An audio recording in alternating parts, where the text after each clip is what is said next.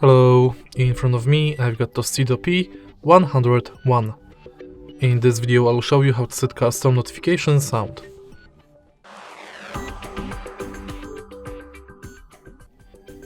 In the beginning, let's go to settings and now enter sounds and vibration. Go to default notification sound, add notification and select your custom sound.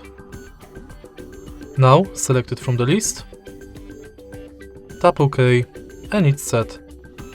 If you find this video helpful, please leave like, comment and subscribe.